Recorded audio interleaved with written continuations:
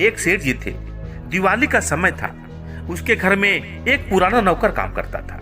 सेठ जी ने मन ही मन सोचा, यह बेचारा बहुत दिनों से मेरी सेवा कर रहा है। दिवाली का समय है, क्यों ना आज उसे एक उपहार दिया जाए। सेठ जी ने उसके लिए बाजार से एक घड़ी लाई और उसे टेबल पर रख दिया और बाहर टहलने के लिए चले गए। नौकर साफ सफाई करने लगा और उस नौकर के हाथों से वह घड़ी गिरकर टूट गई। सेठ जी जब टहलकर घर पहुंचते हैं तो नौकर डरते हुए सेठ जी से कहता है, सेठ जी, मेरे हाथों से ये आपकी घड़ी टूट गई है, मुझे माफ कर दीजिए। यह सुनकर सेठ जी को गुस्सा भी आया और उन्हें दुख भी हुआ।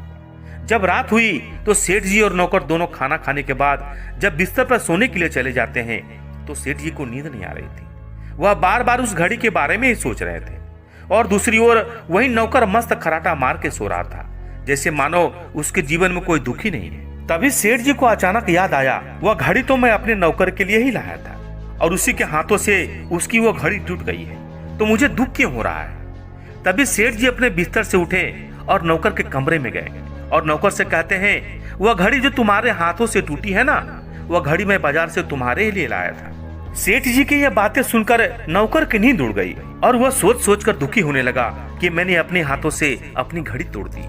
वहीं दूसरी ओर सेठ जी का मन हल्का लगने लगा और वह चैन से सोने के लिए चले गए। यह छोटी सी कहानी हमें सिखाती है कि जीवन में दुख का सबसे बड़ा कारण मन का अशांत होना है।